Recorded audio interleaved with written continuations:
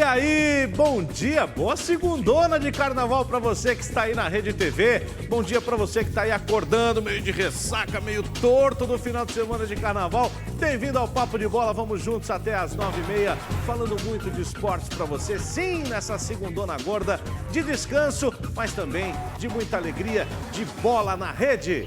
Tudo bem, Fernando Fontana? Tudo bem, Marcelão. Tudo Muita bem? folia, não? Hã? Muita folia? A gente tá mais contido, né? Nesse carnaval, estamos trabalhando e tal. Mas hoje o programa tá legal, poxa. Vamos falar quem foi o melhor brasileiro por enquanto do futebol europeu. Também fazer um balanço do trabalho do Thiago Nunes do Corinthians. Hoje tem assunto pra Dedéu aqui. Tem. Tudo bem? Tá acordado, André Lucena? Eu tô tranquilo. Fefão tá com cara de ressaca aqui. Não, que isso, eu tô tranquilo. Por enquanto.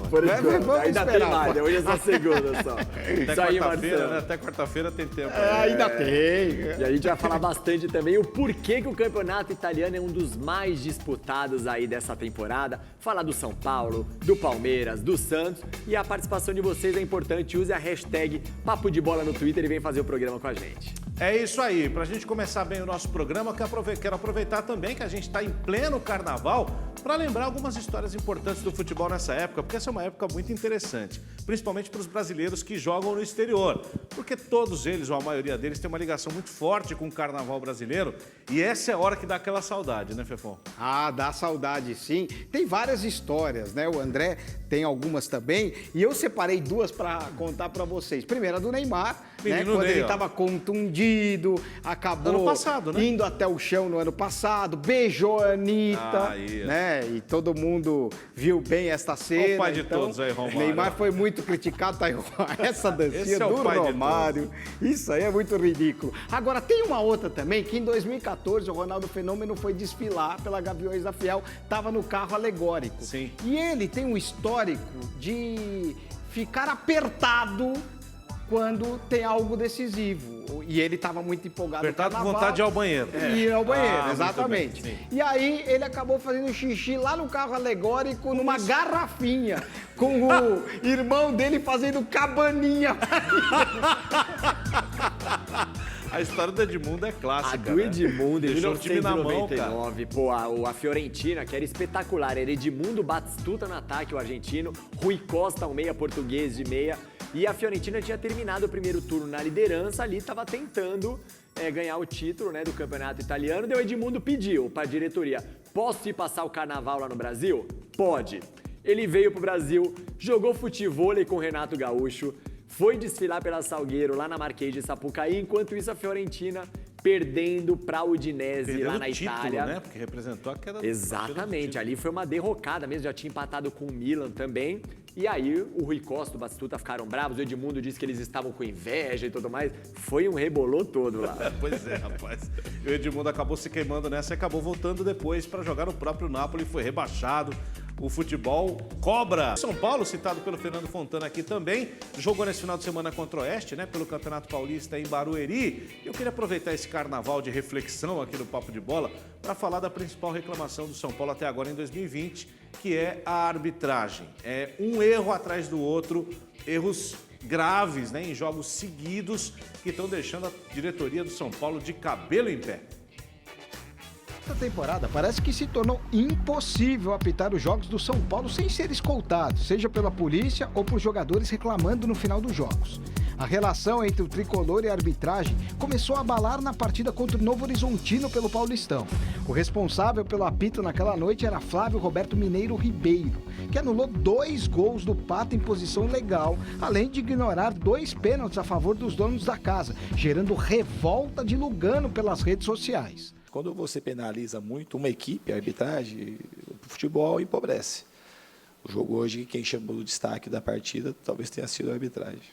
Foi no clássico contra o Corinthians que as coisas desandaram. O time do Morumbi reclamou bastante de 2 pênaltis não marcados. O principal lance foi em cima de Igor Gomes. Após a partida, Lugano enlouqueceu e precisou ser contido por policiais no vestiário.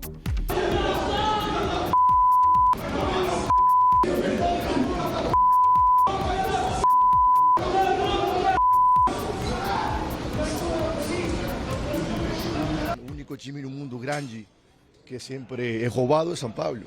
Não foi um erro, né? Acho que acho que foi mais revoltante foi o contexto geral, né? Você vai irritando os jogadores, você vai enervando, um erro aqui, outro ali. Então, algo inaceitável, que o São Paulo não aceita e que vamos tomar as medidas necessárias. O árbitro Douglas Marques das Flores relatou na súmula a confusão após a partida. Lugano será denunciado ao Tribunal de Justiça Desportiva e pode ser suspenso. Eu sei que a cooperação da arbitragem não funciona assim. Eles gostam de lobby. Quanto você mais critica, eles mais apontam no dedo. Em 2 partidas consecutivas no Morumbi, o clube reclama no total de 4 pênaltis não marcados, além de 2 gols anulados em posição legal. Resta saber se nos próximos jogos o São Paulo terá mais sorte com a arbitragem. Alguma coisa tem que mudar. A gente não quer, obviamente, ser beneficiado nunca, mas chega de ser prejudicado. Olha só, Lugano, que inclusive foi muito mal, né? Não é posição de um dirigente falar dessa maneira que ele falou, o lugar dele é na arquibancada, então, e não colocando o cargo de embaixador do São Paulo. Grande imagem, sensacional que ele passou aí para os torcedores e para o público em geral. No jogo contra o Corinthians, eu transmiti o jogo, estava lá, acompanhei tudo pertinho, eu não vi esse negócio todo. Contra o Novo Horizontino, também estava lá, também transmiti o jogo, eu vi. Realmente ali, aquilo foi um absurdo, né? Mas eu acho que se ficar toda hora nessa lenga-lenga, eu acho que isso pode se reverter contra o São Paulo. Não sei o que vocês acham. Sem dúvida, concordo com você plenamente. Na verdade, foram 3 jogos que o São Paulo está reclamando da arbitragem, né? Teve o gol do Santo André, naquele jogo contra o Santo André. O primeiro gol do Santo André estava impedido. Sim. Aí os 2 gols anulados do Pato e o pênalti contra o Corinthians. O pênalti eu marcaria. Mas é os 2 gols do Pato, é interpretação. Os 2 gols do os 2 mesmo gols se do tivesse Pato, o VAR, poderia, né, ser a interpretação. Foram muito mal anulados os 2 gols do Pato, né? E o gol contra o Santo André realmente estava impedido, mas é aquela coisa, né? E não milímetro, não tem VAR. Não tem VAR. Então, a coisa é complicada. Agora, o São Paulo não pode, é o que você falou, não pode ficar dizendo a todo momento que perde por causa da arbitragem o tempo todo. Porque também o São Paulo acaba tirando a responsabilidade dele, né? O São Paulo perde muitos gols, o São Paulo toma contra-ataque, tem que tomar cuidado com o contra-ataque, porque o São Paulo ataca e deixa espaço. Então, o time também precisa se organizar um pouco mais e os jogadores marcarem gols. E o Lugano não pode fazer isso.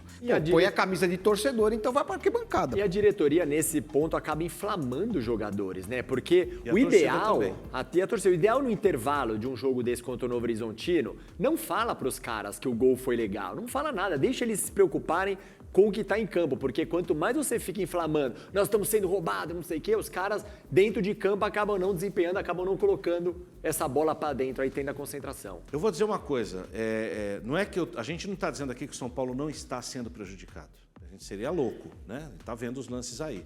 O que eu estou tentando dizer é que eu não vejo dolo, não vejo sacanagem da Federação Paulista para com o São Paulo. Eles escalaram um árbitro que não tinha condição de apitar um jogo profissional, um árbitro que vinha fazendo o Campeonato Paulista Sub-20 o ano passado, o árbitro do jogo do Novo Horizontino, e que tinha problemas na base, jogos que eu trabalhei e vi de perto ele fazer bobagem em jogos do Campeonato Paulista Sub-20 na fase final. Então não tinha condição, né? E o jogo contra o Corinthians são erros que eu acho um pênalti, você acha que não foi. Você pode ter achado falta no Luan, eu acho que pode ter achado que não. Eu acho que só esse adendo, porque eu acho que o ponto é esse. Ele marcou a falta no Luan que foi idêntica. Isso. E depois não marcou o pênalti. Falta de critério. Então acho que é isso, foi a falta de critério, né? Mas não a sacanagem direcionada. O São Paulo está sendo... Eu não vejo isso. Também não. Eu acho que os árbitros são ruins. São muito ruins, né?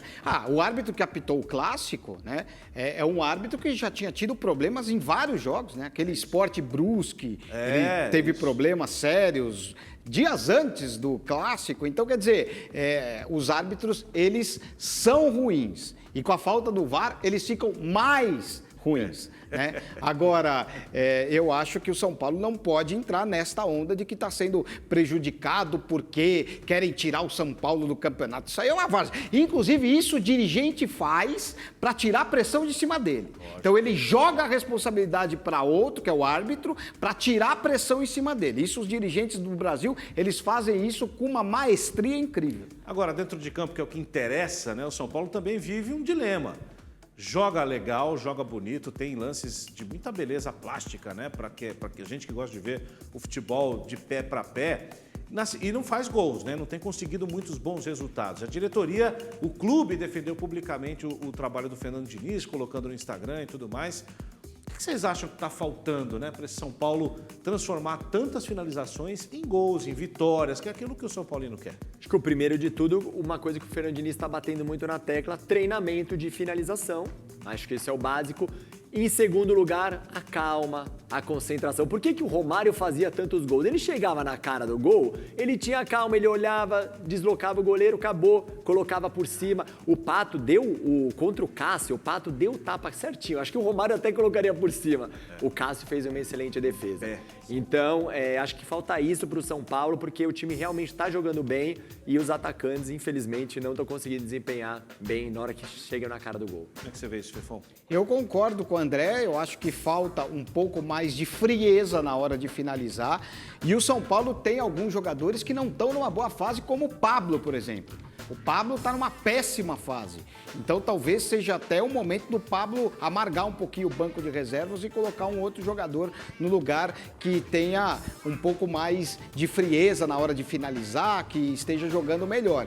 Então o São Paulo perde muitos gols. O Pato foi uma defesaça do Cássio? Foi, mas o Pato perdeu o gol. Ele estava na cara do goleiro. Igual o Daniel Ele tinha que Alves ter feito a obrigação fazer o gol. O Daniel Alves contra o Everton. Mesma coisa, foi uma ótima defesa do goleiro, mas você tá na cara do goleiro, você tem que guardar. E aí a culpa é do Diniz? Não. A culpa é de quem perde o gol. O Diniz cria as alternativas para que o gol saia e os caras não conseguem concluir. Dentre os grandes, né, de São Paulo, quem tem menos dificuldade para balançar a rede é o Palmeiras, né, que está tranquilo nesse carnaval. O Luxemburgo falou para todo mundo curtir aí a folia, tomar aquele negocinho, fazer aquele negocinho e para voltar aos treinamentos, porque tem clássico ao final dessa semana, dia 29, contra o Santos, no estádio do Pacaembu. Fefon, André Lucena, o que o Luxemburgo está fazendo de diferente nesse Palmeiras? O time está bem, aparentemente, né? Ele está mudando o time, né? Inclusive, ele já fez uma mudança de vários jogadores em relação ao ano passado, aquele time que tinha saído da Libertadores contra o Grêmio, né? Só tem 4 a 5 jogadores que jogaram, que são titulares, né? Que jogaram contra o Grêmio, que são titulares hoje. Então, ele está mudando um pouquinho o vestiário do Palmeiras e essa mudança está fazendo muito bem.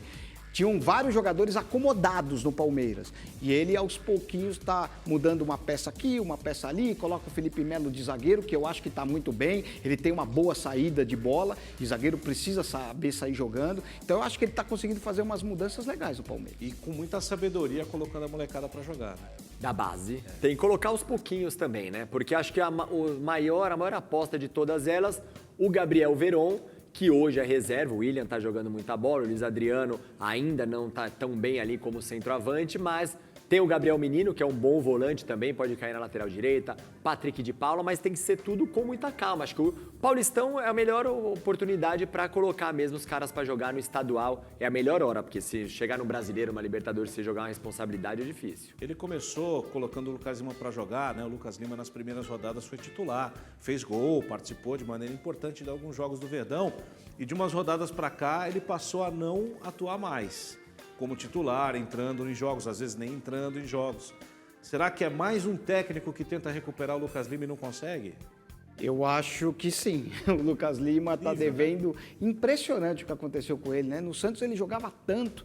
E aí chegou no Palmeiras, o futebol dele sumiu de uma hora para outra. É um jogador que está devendo demais.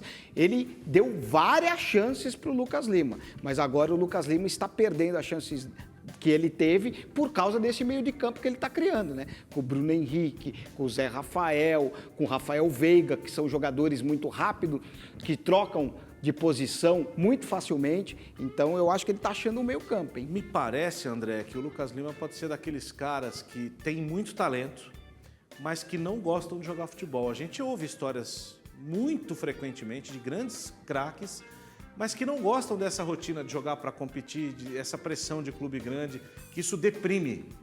Posso falar? Para mim, no atual momento do futebol brasileiro, tem 4 assim.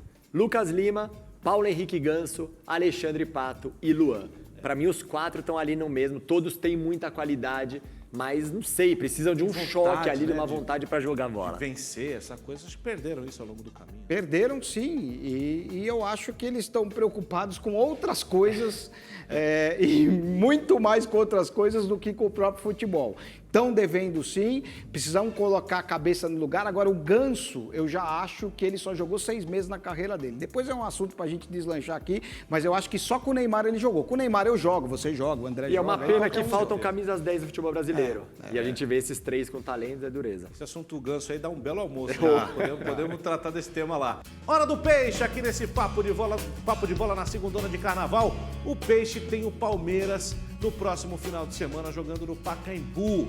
Jogou contra o Ituano, o Santos, no último sábado. Fefon, André, o duelo de um Palmeiras que vem numa construção regular e um pouco mais positiva. E esse time do Gesualdo que sofre para jogar. E eu acho que é pior ainda para o Santos pelo fato que vai jogar no Pacaembu. Se fosse na Vila Belmiro, assim como foi no Brasileiro do ano passado, o Santos amassou o Palmeiras na Vila. Eu acho que o momento já não é bom do Santos, o fato de jogar no Pacaembu acaba prejudicando. E olha, para mim, eu vou dar uma de Márcia Fernandes aqui, aliás, mandando um abraço pro pessoal do Tricotando, que mandou um beijo pra gente, a Lígia, o Franklin.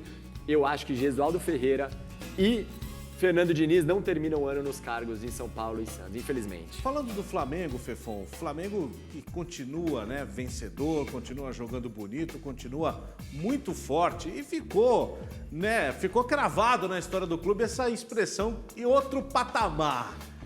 É muita arrogância, os caras estão muito mascarados, ou eles têm mesmo que assumir, né, até integralizar mesmo que são um time diferente.